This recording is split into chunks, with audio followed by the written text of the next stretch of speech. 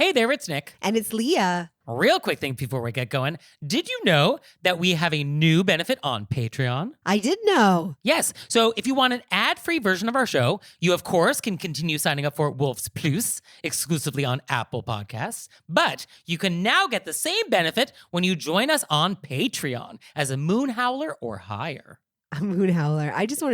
I want to be a moon howler. I am a moon howler. You are a moon howler. Yes. Yes. You are the very definition. You are the model moon howler. Boy, do I moon howl. Also, you're not only getting the ad-free version, you're also getting all of our Patreon content. Oh, yeah. I mean, there's tons of bonus content, which you've never seen if you haven't joined us on Patreon. So please either join us on Wolves Plus through Apple Podcasts or join us on Patreon. Come moon howl.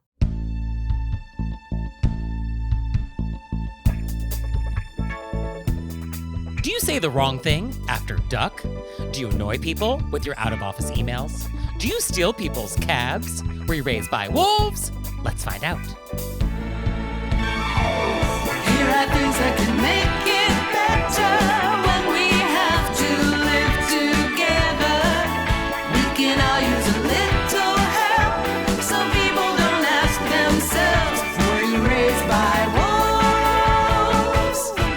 Hey everybody, it's Nick Layton. And I'm Leah Bonema. And let's just get right down to it with our AMUSE-BOUCHE. Let's get in it. So, as you know, Leah, the AMUSE-BOUCHE is a time where we get to explore other cultures, how other people do certain things, right? Yes. And we've gone all over the world. We have. I'm now wringing my hands because I just feel I'm excited yet nervous. So for today, I want to take you to Minnesota. Okay. Have you been? No. You've never been. How interesting. Even all your cross-country drives, you've never crossed through? I know. I always drive across in the winter months, so I drop down. But I've always wanted to go to Minnesota. Oh, you got to go. Oh, it's great. So here we are in Minnesota, and I want to sit down in a big circle. So we're going to have you, and we're going to have a bunch of people all in a circle, and I'm going to be standing, and I'm going to be walking around this circle, and I'm going to be tapping people on the head, and I'm going to say, duck, duck, and then what's the next word? Goose. No. Duck, duck, goose. It is not in Minnesota. Oh. It is gray duck. I'm sorry for the blank air. Duck, duck, gray duck? Yes, that is the name of the game. Yes, it is not duck, duck, goose. It is duck, duck, gray duck. What's wrong with a goose? Am I blowing your mind right now? I can feel like my synapses, like they were firing and then they all just sort of exploded. So this is super specific to Minnesota. There are some places like on the edges of Wisconsin that like also play duck, duck, gray duck, but it really sounds like you're making this up. I really am not. No. Oh, no, this is really a thing. And so the question is like, where does this come from? I mean, how did this happen? How did only people in Minnesota start playing duck, duck, gray duck? And there are different explanations for this. None of them are super satisfying, but the one that I think is probably the best is that in Minnesota, there's a lot of Swedish immigrants. People from Sweden settled in Minnesota. And in Sweden, there is a version of the game, apparently, called Duck, Duck, Gray Duck, or Anka, Anka, Gro Anka. And as we remember, Anka, like Kali Anka, same Anka, yes, duck in Swedish. Yeah, we're learning Swedish on this show. Who knew? I love it. So they do also have Duck, Duck, Goose in Sweden. But actually, I spoke with one of my Swedish friends, and I was like, hey, did you play Duck, Duck, Gray Duck growing up? And she was like, what is that? She had never heard of Duck, Duck, Goose before. And she didn't know it was a thing. And so I don't know what to make of that. Is this just like somebody who grew up not knowing about Duck, Duck, Goose? Like it just never occurred to her. So like listeners in Europe, are you familiar with Duck, Duck, Goose? Is this like an American only thing? It can't be. This has to be global. Well, and the thing is that if you're thinking, am I familiar with this? The rest of it is when you duck, duck, goose, or apparently in a very small gray duck, the gray duck then has to get up and chase you around the circle. Oh, right. Yes. Oh, to explain the rest of the game. Yes. Once I tap you on the head and I say something other than duck, so goose or gray duck, then I run around the circle. You have to stand up, run around and try to catch me before I sit in your spot. Yes. Yes, that is the game. And it's so fun. I mean, hours of enjoyment. I mean, I wouldn't go that far. Oh, I had a great time. I mean, I guess it depends on how old you are. I think there is an age where it has diminishing returns. Maybe I just don't like that much cardio. I mean, I was always a Red Rover, send whoever over and then try to break through arms. Oh, that game I can get behind. But Yeah, you still got that adrenaline rush from Duck, Duck, Goose. that's true. Now, Minnesotans actually are surprised when they discover that the rest of the world does not call it Duck, Duck, Grey Duck. And there comes a point where like they have this realization and they're like, I had no idea. And same for the rest of us. Like I was actually not familiar with this until relatively recently. Like this recently came to my attention and I was like, isn't that delightful? I would argue that Duck, Duck, Grey Duck is a superior game. And I actually think it should replace Duck, Duck, Goose because you can have way more fun with it because you can say other words that sound like Grey Duck. So it can be Duck, Duck, Green Duck, Duck, Duck, Graceful Duck. And you can try to like psych people out, you know? You can try to trick people. Like there's more strategy with Duck, Duck, Grey Duck. Whereas Duck, Duck, Goose, as soon as you start making the gus sound, it's over. That's the end of the game. I didn't know you were allowed to say a word that wasn't those words. Because you could say, Duck, Duck, good day. Good day. I mean, I guess that's true. I mean, what are the official rules of Duck, Duck, Goose? What are the Olympic rules? What are the Olympic rules? Because if we can do that in any of the games, then you could also do that with a G sound. Oh, that's true. Yeah. I do. Okay. That might be a loophole. I don't think you're allowed to throw in extra words. Oh, I think you're allowed. No? I mean, it's a variation. Is it a variation or? But that's true. The purest essence of the game does require you to just say goose. And for those of you who have never played, it's not two ducks and a goose. You could duck for a minute. Oh. So people don't know when the goose is coming. Yeah, you just keep ducking. Duck. Duck. Duck. Duck. Yeah, that's true. Yeah. No, the goose is supposed to be a surprise. I think the skill of the game is that you don't change your demeanor when you're about to goose. Yeah. You lull them into the duck. Duck. Duck. Goose. Yeah. Boom. Because the amount of time it takes them to get up, you should be a quarter around that circle. Yeah, actually, it is sort of an unfair game because I'm seated and now I have to stand up and start running. And like, how would I ever catch you? That's why people are trying to read if you're going to say a different word by like sort of being up, 2 feet. So that's why I think you don't get an option to use another word. So I think this is delightful. I think everybody should try Duck, Duck, Grey Duck next time they are playing this game. Try it as a variation. Celebrate our friends in Minnesota. And ducks. And ducks. Yes, let's celebrate ducks and geese. And geese. How inclusive. You're really lucky I held myself back from making a duck quack at the end of that. Am I, though? Let's hear it, Leah. Let's hear it. I'm afraid I would have to work through a bunch of them to be like, oh, that's what they sound like. Oh, take me on the journey. No, Bark! No, that's wrong. That was a bark. I almost need to hear one first. Bark! No, that was What? like, now I'm in a chicken barn. Yeah. Honk! No. Think of the Aflac advertisements. Aflac! Okay. Audience, I apologize sincerely for having to witness that.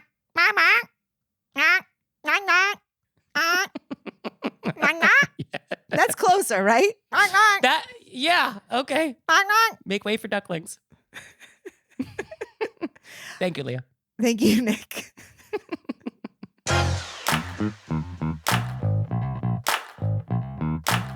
And we're back. And now it's time to go deep. Deep and out of office. That's right. So for today's question of etiquette, I want to talk about out of office emails. Which I think is interesting because this did come up on a Tamron Hall show that we did together, Nick. It did, yes. One of the guests was brought on because she had very creative out of office emails. It's like creative writing. It was creative writing. Her boss was not thrilled with the creativity that was being used. So yeah, I think we should talk about it because I send a lot of email. I get a lot of out of office returned. And there's definitely good messages and bad messages. So I have thoughts. I would love to hear them. Okay. Well, I think the first thought I had is you need to use out of office emails if you are going to be out of office and not replying. Or if you got fired or left your job, there needs to be a message. I cannot tell you how many times I've been working with somebody for a long time and I'm waiting on them for something and I get no response and I finally have to call and then their voicemail box is full and I have to speak with somebody else in the office. It's oh, Chad hasn't worked here for 3 months. And it's oh, no wonder nobody got back to me, but where was that email? Why didn't the email bounce? Or why was nobody reading his email? Or why wasn't there a auto reply? Why am I just finding out? And this is surprisingly common. So do not let this happen. If you are a business person, working business, don't have this happen to your email. There needs to be a mechanism to not leave people hanging. Although I will say, if you fire me, am I going to set up my email to help your company figure this out? I don't know. No, I won't do that. But then I want your email to bounce, or I want your email to forward somewhere else, or I want an auto reply set up on your behalf. Unfortunately, Leah's behavior at the company picnic was unacceptable, and she's no longer employed with Acme Corp. Please contact Brenda. You could set up a thing that said, "This is Chad. I have been fired. Maybe don't continue doing business with this rude company." I mean, fine. But then I get that message and I know, okay, Chad is no longer there. That's all I need. I just need that information. And I guess that is the point of the auto reply is that, okay, the email was received. You will not be getting a reply until I am back, which is on this date. And in the meantime, if this is urgent, here's how you can get help. That's all we need. Yeah, that's the important information. Yeah. And I don't need to know why you're gone. I do. I don't need to know that. I do. You need to know? I would like to You know. want to know? You want to know I'm on a yoga retreat in Bali or whatever people are saying? I do. Okay. But you also want a little comedy in your out of office emails, right? I want some detail. What are you doing? Are you coming back? Where are you at? And you want whimsy? Do you want poems? I'll take a poem. Really? You want to give me a couplet? Okay. And unrelated to the out of office, or do you actually want the out of office email in the style of a haiku? I would actually like the out of office email. Now, this brings up a point that you made on the Tamron Hall show that I think is great. If you're my doctor. Right. I do not want whimsy from my doctor or my accountant or my banker. Or if you're handling something that's important to me, financial, health, law, I don't want something clever with your out of office reply. Actually, this made me just take a cold hard look at myself. And oh, finally. I actually think if you're my doctor or you're my accountant, I really want you to lean into the whimsy because that makes me feel like you're the kind of person I value in my life. And I know that people that have whimsy are also very intelligent. It doesn't make them any less of anything. I know what you're doing now, Nick. I feel a little attacked. Well, if the shoe fits. And wow, now I really feel attacked. Wow. Well, no, you're attacking whimsy. You're not attacked. You weren't attacking whimsy. You were just saying if you handle something important, don't be any fun. And so I would like to say, but that's because of the kind of person I am. Yes. My business is not, people expect me. I always used to spend agonizing over my email. You know what I mean? I got to make this look serious. And then I was working with somebody, they go, that's not what people expect from you. You're the comic. You can just be yourself. I felt so relieved. You don't need punctuation. Why are you capitalizing that sentence? And then, so I'm happy to get it from anybody in return. I would say most of the world wants you to act functional. Yes. Quel dommage. Quel dommage. Okay. Yeah, I guess what I want is just to know what's up. And I want that message to not take up a lot of my time. And so if you have a 20 couplet poem where the time you're returning to the office is buried somewhere in that, don't make me read the whole poem. But if it's sort of the information that's important up top and then you want to just go off on your whatever you're doing in multiple paragraphs and I can skip it, then I guess I'm fine with that. I agree with what you're saying that business people act a certain way. And that way is not writing things in couplets. Right. I am also a person who chose not to be in the business world in that way. So that's why Fair. Okay. But I mean, you could be I don't think you should write like Paradise Lost underneath it. But I mean, if you know what I mean? If you were like, I have gone far away, but I will be back late Wednesday. Okay, Oh. I got it. Okay, fine. Obviously, if I had more time to work on that. But you know what I'm saying? I'll be back Wednesday. You get it. Yeah. But I guess, from my doctor, I don't want like, I'm on a quest right now abroad.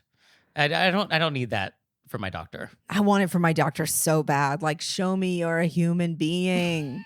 No, I just want, show me you're competent and knowledgeable. So one thing I also want is to know kind of like when you're back or when I might anticipate, reply. And definitely do not overpromise. I cannot tell you how many emails I see where somebody writes, oh, I'm going to respond immediately upon my return. That's a lie. You know it. I know it. We all know it. You're not going to respond to this the day you're back. And if your idea immediately is like within 2 weeks, then like, let's not use the word immediately. Just be like, I'll be back on this date. Thank you. And I assume you're going to get to it, promptly, but like that gives you a little flexibility.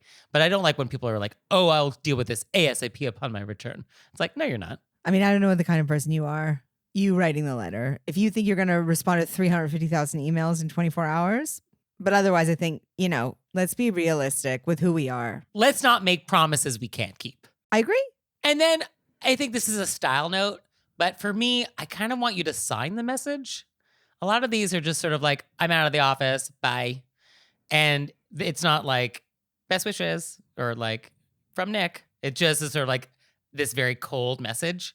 And I kind of want a little more letter with it. A little something. You want a little something? Like, dear you, thank you so much for your email. I am out of the office until this date. If you have any questions, please contact Leah. Here's her email address and phone number.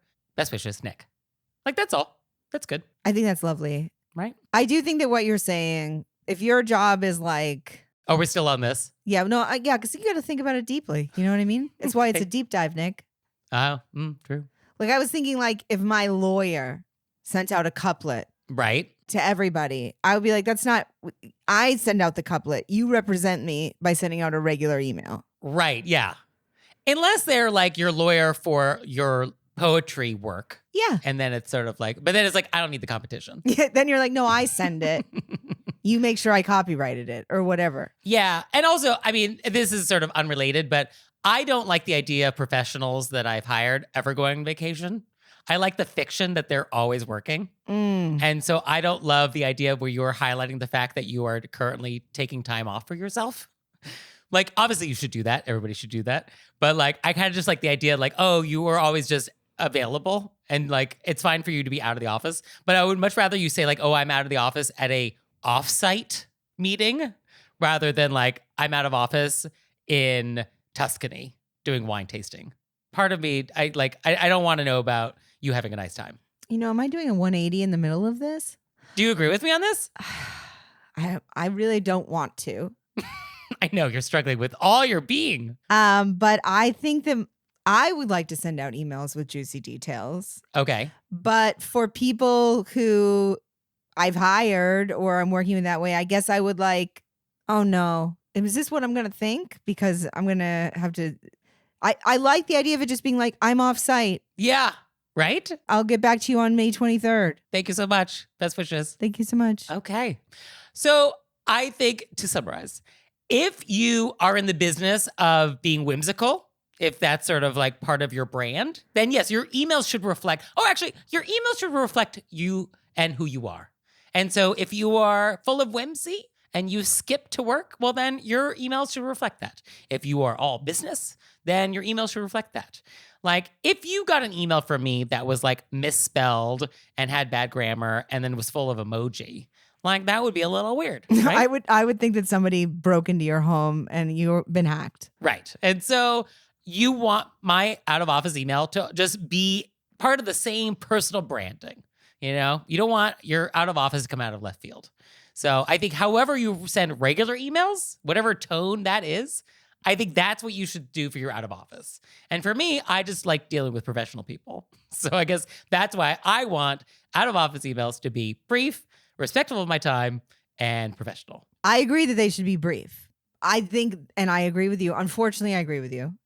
I will just say that I think that some people are professionals in a way that is just not as straightforward. I'm out. I'll be back. Here's the date. Fine. You can be professional and still a little colorful. That's what I'm saying. Okay. All right. We can agree to meet at that place. But I hate to say, I think you're right. I love it. Thank you.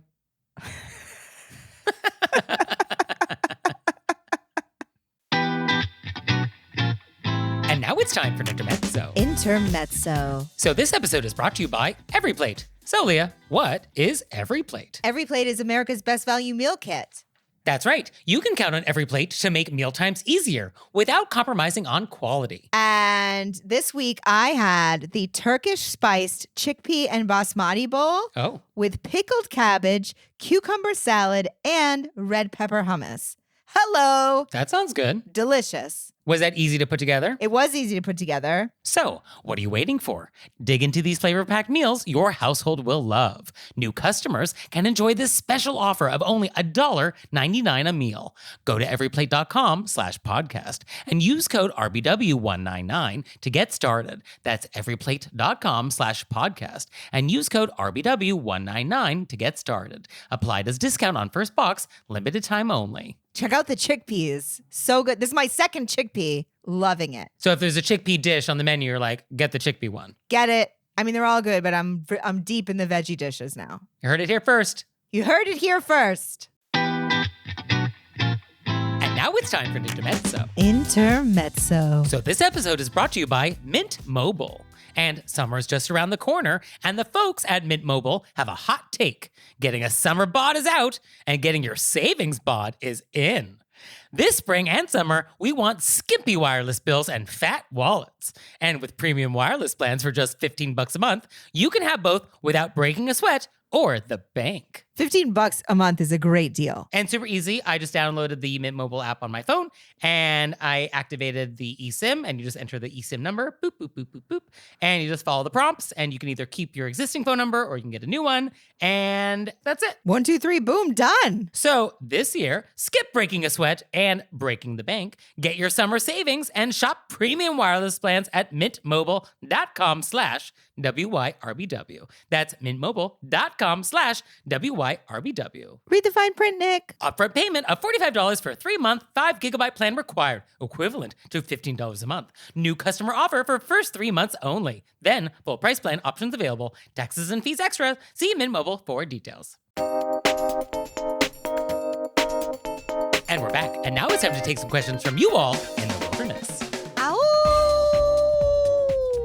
So our first question is, quote, I wanted to ask a question that came up when I was waiting in line at the pharmacy. The woman in front of me was picking up a prescription, and I was surprised when she piled 10 plus additional non-medication items for the pharmacy tech to ring up. She was moving slowly and seemed to have no awareness of the people waiting behind her. When the tech bagged her items, she asked him for another bag so that she could redistribute everything. To me, it's obvious that she should have picked up her prescriptions and gone to the regular cash register to check out the other items, which was not at all crowded. She finally looked back at me and moved out of the way so that I could pick up my prescriptions after receiving the second bag. It made me curious to think what you think the appropriate number of extra items and the type of items you think are acceptable to bring up to the pharmacy. I actually didn't know that you were allowed to ring up other items. Oh, you didn't know about this loophole? For a very long time. And then I saw somebody else doing it and I was like, what? Yeah. No, it's a weird loophole that should not exist. And I can see a world. You're waiting in line in the pharmacy. You're by the pharmacy. Maybe it's like a vitamin or it's like a chapstick. There's a magazine, aspirin, something within reach of the checkout. Or it's like every pharmacy I've ever been, you got to walk through an aisle to get to the window. And, it's one of those things, those pharmacy things, Advil, whatever. I'll take deodorant. In the vein of pharmacy. Okay, so we're not going to have candy corn. We're not going to have... You're not going to go over and get a jug of milk. Okay. Oh, so for you, it's the type of item that matters. What I also I think it could be like 1 or 2 items. Now, I was going to say, I will let you have 3 items. 3 individual items. 3 boops of the scanner. So it's not like multiple packs of something. I will let you do prescription and then beep, beep, beep. I mean, that seems generous. Right? I'm just feeling very charitable today. And ideally, yes, you are correct. They should be pharmacy adjacent items or something that's sold at that counter. So like very often there's like candy there or magazines or whatever else they have. But I feel like all of that is fair game. But yeah, I don't think we're plopping down a basket on the counter. Yeah, we're not bringing a basket to the pharmacy counter. See, there's no candy and magazines near any of my pharmacies. So that's just, for me, it's in other area. Okay. Yeah. Also, I think you should always pick up your prescription before you do your shopping. That's what I was going to say. You go there first. You knock it out. Because what if it's not ready? Yeah, I'm 100% on board with this. Right? I always go there first. Yeah. I check it. You got to know, is there a line? Let's just get that done. Get it done. Right. And then you do your other shopping. And then you go to the regular cash out for that. Yeah. No, I think that's the rule. So, okay. So I think we settled this. We will allow, do you agree with 3 or you want 2? I think 3 is very generous of you. Or is it 3 items, including the prescription you just got? No, because you could technically pick up 10 prescriptions. That's true. That's allowed. Yeah. And this only applies if people are behind you. If this is an empty, abandoned pharmacy, then like, oh, okay. Like if the tech, actually, no, that's not the rule because the tech probably has other things to be doing too. So, we want to let them go back to their job to fill other people's prescriptions.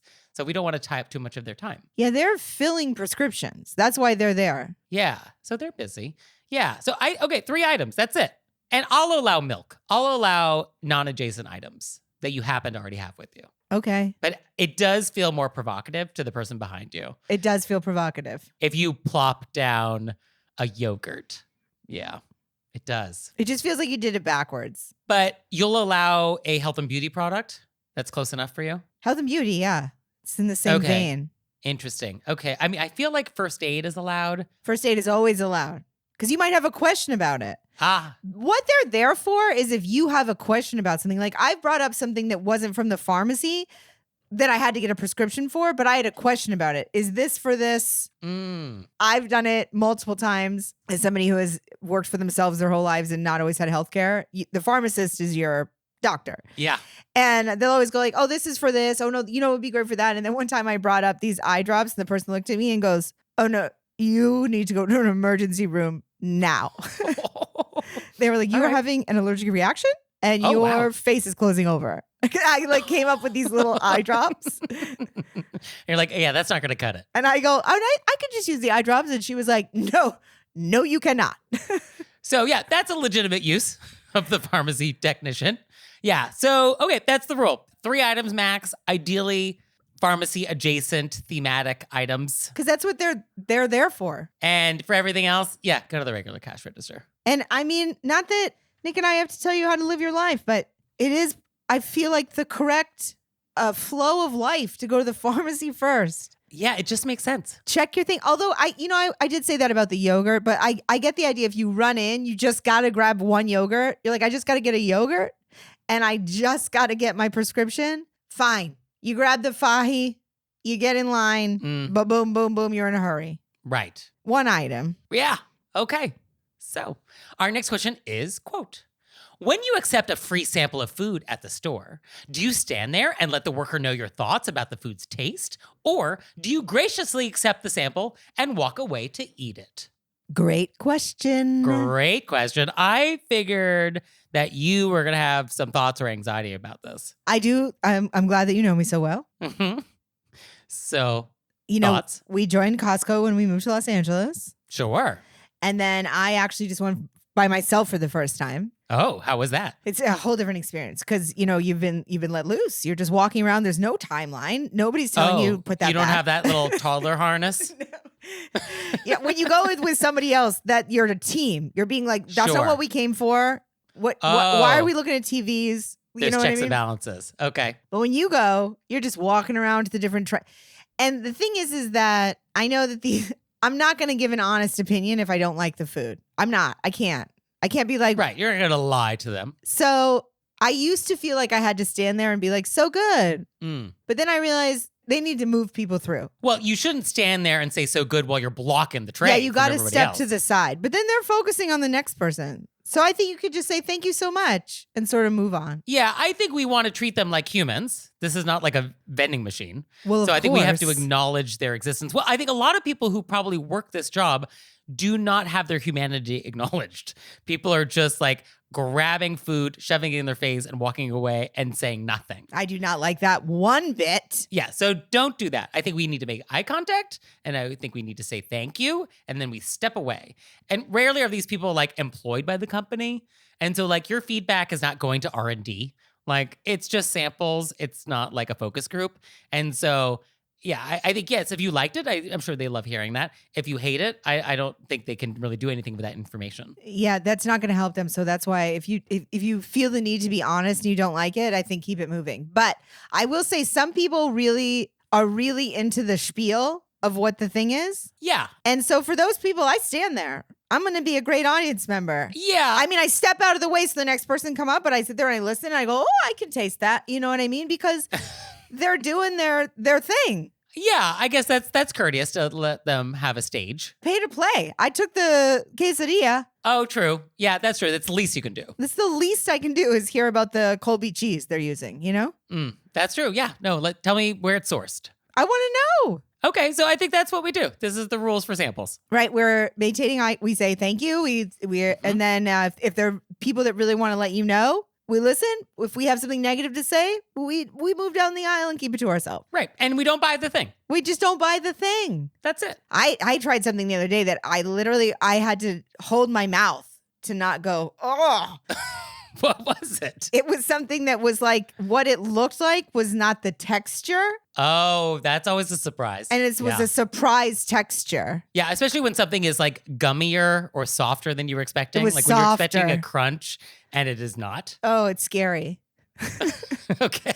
But I just went, oh, and then I just moved. That's what you got to do. So, the next thing I want to address briefly is a recent question we had.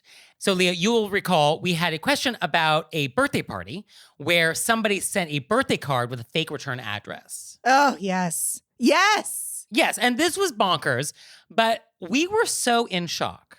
We missed a key detail. Oh, did we? We did. And I think, we often say like, oh, I'm in shock. And our audience may think like, oh, are they really? No, we really are. We really are in shock because the detail we missed, I was so numb, and I don't know how I missed this.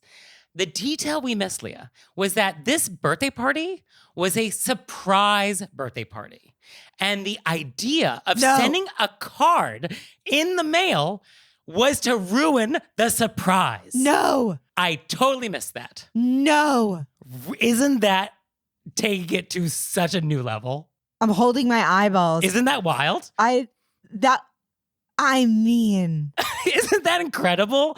That Lisa was so mad she wasn't invited that she sent the birthday card, which was like, happy birthday. Hope your party is fun in advance of the party. This diabolical. That is so diabolical. I mean, on some level, slow clap. I can't believe we missed it. Because we were so in shock about all the other insane things that were happening. It was a lot of insane at the same time. So, I totally, so thank you, listeners. A lot of listeners saw that and was like, you guys missed like the most horrible thing of all. So yeah, it was a surprise birthday party. And the surprise was going to be ruined by the card saying there was a party. Wow.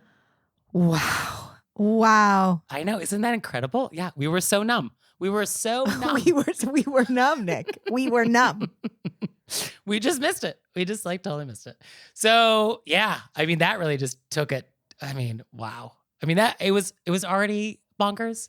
And this just like, is there a word for a new level of bonkers? You know what I was just thinking of for a new level? Because I froze when you were saying that. And then I put my hands to my eyes since our listeners can't see me. And I felt frozen like petrified wood. So it's like so bonkers that you turn into petrified wood. But that's not catchy. But that's the visual. Well, being petrified. Maybe that's what it is. Because bonkers is like I'm exploding, but then it's like my brain exploded, but then I froze because I was like, "What?" So thank you, listeners, for pointing this out. I'm so glad people pointed it out. Yeah, really missed it. Really missed that detail. I wish we could find this person. Yeah, now this is a house call. now we actually have to show up. It's almost so, when we want to do a house call and be like, what were you thinking? Like, we are getting a very clear picture of. We know what you were thinking. We get it 100%. So this is more of a person where it's not a house call. It's like we are undercover and we're parked down the block. Okay. Eating food. And then we like follow them around to take notes on how they're living their whole life. Okay, so we're in an unmarked van. Yeah, we are. Okay. All right, I'm down. Let's do it. I mean, that's what that feels like. Oh, this feels bonkers. That's what this feels like. I feel petrified.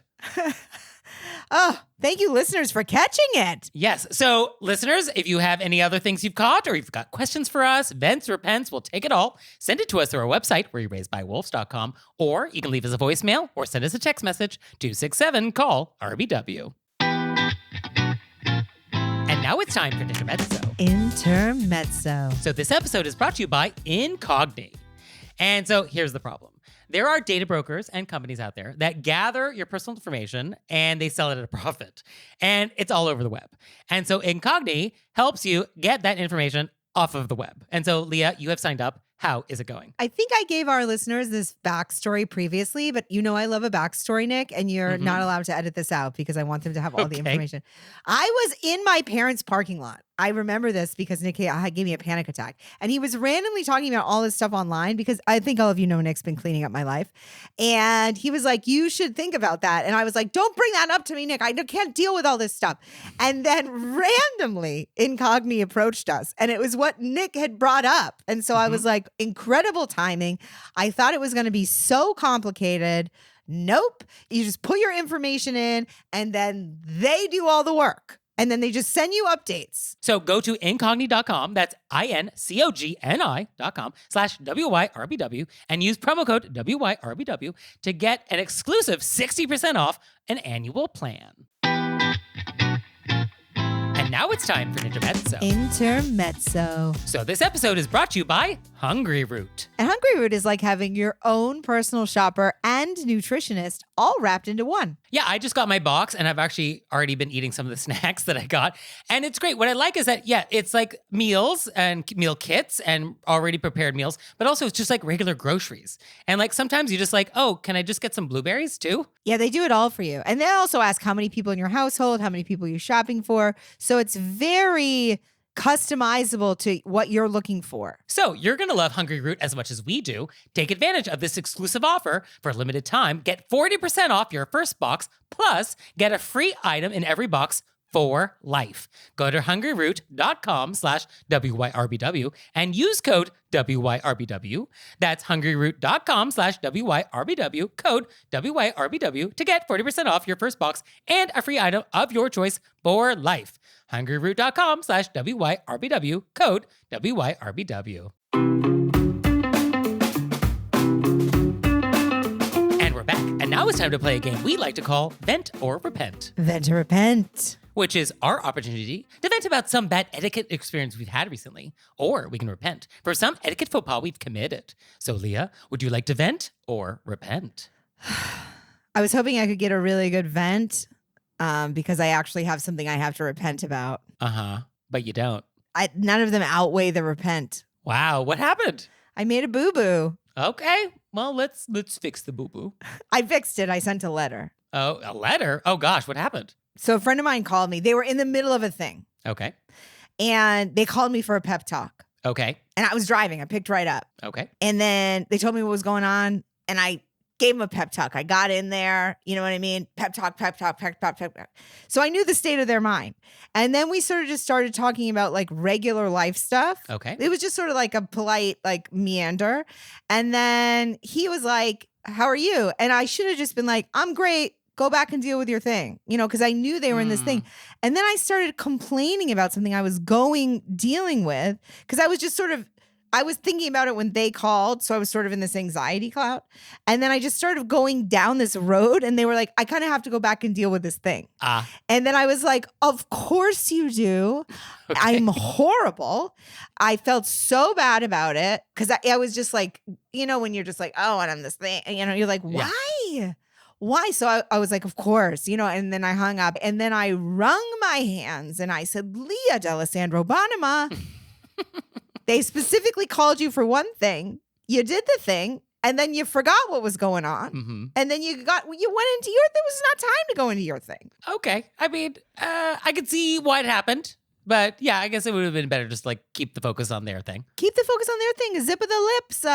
Okay. I just felt like a bad friend. Okay. So you sent them a letter afterwards? Yeah, I just sent a little card. Hey, love ya. Oh, in the mail? In the mail. Wow, that's nice. I mean, Okay. Like that. I learned my lesson. I'm not going to do it. Not that they were like, don't do that. You know what I mean? They let their needs. They're like, hey, and I was like, oh, of course. I need people to tell me because then I can. That's why I like direct people. I don't have to worry. Right. You've told me, and now I'll fix it. This is why being direct is more polite. It's just so easy to deal with. You know what I mean? Yeah. But I just wanted to be like, But anyway, I felt really bad about it. Well, I would like to talk about something I don't feel bad about. I would like to vent. So I was in New York City, as I so often am, and I needed to get uptown. And it was one of these weekends that pouring rain, and there was like a billion parades and things happening in New York City. So there was like some bike thing where every street was closed. And so I needed to get a cab. And so I am standing on the corner and now I'm like about to be late. And it's sort of like, that's not a feeling I like to have. And I'm trying to get a cab. And of course, like no cars are coming because like all the streets down below are like blocked off for this bike thing. And I turn my head to the right to see like, oh, is somebody coming down like the side street? Because I'm on the corner. And I turn back around and out of nowhere, there are 3 people wearing white sports jerseys. And they see a cab and they flag it down. And the cab starts slowing down and they're about to grab it. And I was there like, I am wet. Oh, no. And I have been here a long time. Oh, no. And no, this is not happening. So I basically just walk past them. And as I'm walking away, like, sorry, guys, I've been waiting here a long time. I'm wet. So sorry. And like, it was like not a conversation. It was just like, oh no, I was here first and I'm taking this cab. That's just what's happening. And wouldn't you know it though, the door to the cab was locked. No! Because what should have happened was, sorry, everybody, I'm taking this cab. Door opens, me in it, slam, drive away. That would have been like the nice way for that to go down. Yes. That is not how that went down. It was, sorry, I'm taking this cab. Trying to pull the door open. Trying to pull the door open. Then he unlocks it, but it's open while I'm doing it, so it doesn't work. Now we're doing that a couple times. And then the door opens, and now we're at a red light. So it's me in the cab, and these 3 people who were like a little stunned about like, oh, because I think they probably thought I was stealing their cab. Oh, for sure. That's what they think. I'm sure they thought that. And it was like, just for the record, I was so there a long time, was not stealing their cab. But I'm in the cab and I'm looking down at my phone because I can tell in the corner of my eye the gestures and the things that are happening outside of this cab. Oh, no. I do not want to see. I do not want them to see that I see. And so it was a very long light, probably another minute of this. So, and I was just like pretending to be on my phone. We're just on my phone. We're just driving away. Just that's what's happening. So I do not feel bad about it. I was there first. They did try to steal my cab, but it wasn't as slick as I wanted it to be. Oh, with the door. I know that door. when they're unlocking it and then you're pulling at the same time. Yeah. So that happened. But yeah, don't steal people's cabs. Don't upstream them. Don't like be further down the block, try and steal. Like, don't do it, especially on a rainy day, because you're going to get somebody like me coming along and I'm not going to take it from you. Woo, Nick is fire. He will not. He's going to walk by. Nope. My cab. I'm wet. I was here first. Bye. I said good day. Welcome to New York.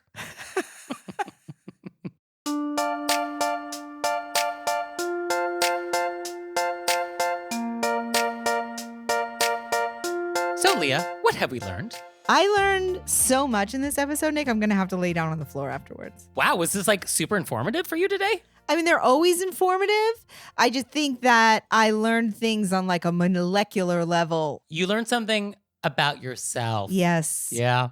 So give me an example. Well, on the light note, I learned that we completely missed like the cornerstone of a question because we were so Yeah, busy I being mean- shocked about the exterior. Everything else. And I love that our audience caught it. And then I learned about Duck Duck Gray Duck. Yeah. What a game. I'm going to go to Minnesota specifically to be like, are we playing this here? And then I learned that on the outside, I think I do like whimsy, and I do. And I want people to be Yeah. able to be creative. But you pulled me to the fact that I actually don't want this kind of information in certain relationships. Okay. All right. We learned something And about ourselves. I We feel did. weird about that. But as you were saying that, I actually thought of one relationship where they gave me too much information, and I thought, I shouldn't know this about you. Too much. This is not our exchange. This is not our thing. Yeah. Okay. Well, I learned that you like Red Rover, Red Rover. I mean, we could take it a step further. I love Red Rover, Red Rover. I used to just love running down the hill and directly into people. And that's an adult game. I feel like adults can play this game. I feel like there's no age limit for this. You could, if you're, I mean, I would put on a helmet and like pads if I was playing it now. Well, sure. Yeah. Yeah. Let's put some money on it. Let's put some money on it. I'm just going to go fully throwing my body weight onto you. Well, thank you, Leah. Thank you, Nick. And thanks you out there for listening. I'd send you a handwritten note on my custom stationery if I could. He would. So this week, it's homework amnesty. Now, I'm aware that some of you do not do your homework every week. And so this week is your opportunity to make it up to me. So if there's ever been an assignment that you didn't get to, if you haven't signed up for our newsletter, if you haven't joined us on Patreon, if you haven't told some friends about us, if you haven't followed us on social media, this is your week to make it up. So please take advantage of this very special 1 week only homework amnesty. I want you all to know that Nick gives me homework Yes. separately. Like he'll be like, Leah, that cord needs a label maker. Like there's Yes. Oh, I'm all about delegating tasks. Yes. we're all getting tasks. Yes. No. This is my love language. Oh, I like to think of it that way. Yes. This is my love language. Yes. Me telling you how you should improve your life is my way of showing affection. So I think just that's go with a that. very important thing that we highlight that. That is very true. No, it really is. No, it really is. It really does come from a good place. So please do that. And we'll see you next time. Bye. Bye.